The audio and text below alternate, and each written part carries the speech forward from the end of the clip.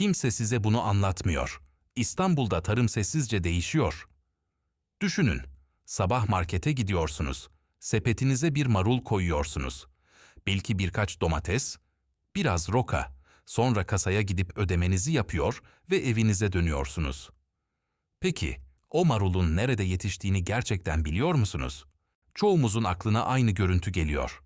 Uçsuz bucaksız tarlalar, toprağın kokusu, güneş altında çalışan çiftçiler. Ama ya size desem ki, İstanbul'da yetişen bazı ürünler hiç toprağa değmeden büyüyor, üstelik bazıları güneş ışığını bile görmüyor. İlk duyduğunuzda kulağa bilim kurgu gibi geliyor değil mi? Ama hayır, bu gelecekte yaşanacak bir senaryo değil. Tam şu anda gerçekleşiyor. Üstelik sandığınızdan çok daha büyük bir ölçekte. İşin en şaşırtıcı tarafı ise birçok insan bunun farkında bile değil.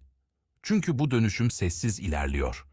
Betonların arasında, seraların içinde, yüksek teknolojiyle donatılmış üretim tesislerinde ve belki de bugün sofranıza gelen ürünlerden bazıları işte tam da bu yöntemle yetiştirildi.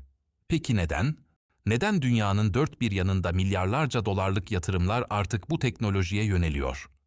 Neden şehirler tarımı yeniden kendi sınırlarının içine taşımaya başladı? Ve en önemlisi, bu değişim gelecekte bizim soframızı nasıl etkileyecek? Hazırsanız başlayalım. Şimdi size ilginç bir soru sormak istiyorum. Eğer size İstanbul'un içinde onlarca modern tarım tesisi olduğunu söylesem, kaç tane olduğunu tahmin ederdiniz? Resmi verilere göre bugün İstanbul'da 29 farklı topraksız tarım işletmesi faaliyet gösteriyor. Üstelik bunlar hobi amaçlı kurulmuş küçük seralar değil. Yıl boyunca üretim yapan, modern teknolojiyle donatılmış profesyonel tesisler. Bu tesislerde her yıl yaklaşık 950 bin kilogram sebze ve meyve üretiliyor. Bunun yanında yaklaşık 5 milyon 900 bin adet yapraklı ürün sofralara ulaşıyor. Ama asıl önemli olan bu sayıların her geçen yıl artıyor olması. Artık tarım sadece köylerde yapılan bir faaliyet değil, şehirlerin içinde de yeni bir üretim modeli doğuyor. Peki neden? İşte şimdi bu sorunun cevabını birlikte arayacağız. Neden bütün dünya bir anda topraksız tarımı konuşmaya başladı? Çünkü mesele artık sadece tarım değil. Mesele, gelecekte soframızda yeterince gıda olup olmayacağı. Kuraklık, su krizi, aşırı sıcaklar, ani don olayları, sel felaketleri. Bunların hepsi tarımsal üretimi doğrudan etkiliyor.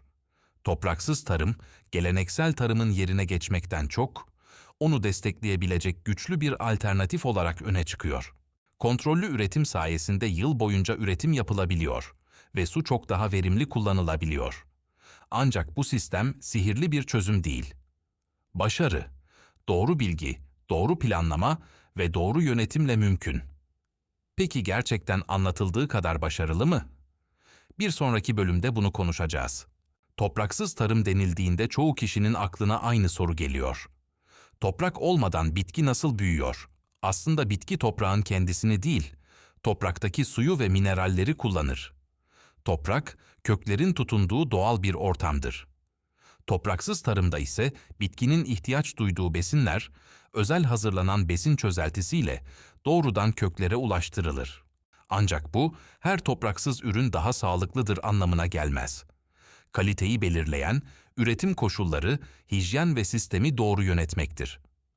Teknoloji tek başına yeterli değildir. Farkı yaratan, onu doğru kullanan insandır.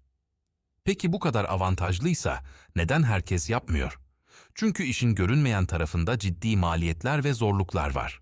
Bundan sadece birkaç yıl önce birine topraksız tarım yapıyorum deseydiniz, büyük ihtimalle size şaşkınlıkla bakardı. Bugün ise tablo değişmeye başladı.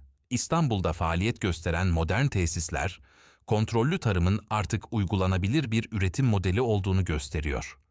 Dünyayı değiştiren büyük dönüşümler çoğu zaman küçük adımlarla başlar.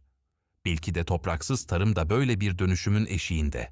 İklim değişikliği, su kaynaklarının azalması ve artan dünya nüfusu yeni çözümleri zorunlu kılıyor. Topraksız tarım da bu çözümlerden biri olarak önem kazanıyor. Belki geleceğin çiftçileri bir ellerinde kürek değil, bilgisayar ekranı ve sensör verileriyle üretimi yöneten insanlar olacak. Çünkü tarım değişiyor, teknoloji değişiyor Ve dünya sessiz ama büyük bir dönüşümün içine giriyor. Sizce geleceğin tarımı şehirlerin içinde mi olacak? Düşüncelerinizi yorumlarda paylaşmayı, kanalımıza abone olmayı ve bildirimleri açmayı unutmayın. Çünkü bu daha başlangıç. Bir sonraki videoda görüşmek üzere. Hoşça kalın.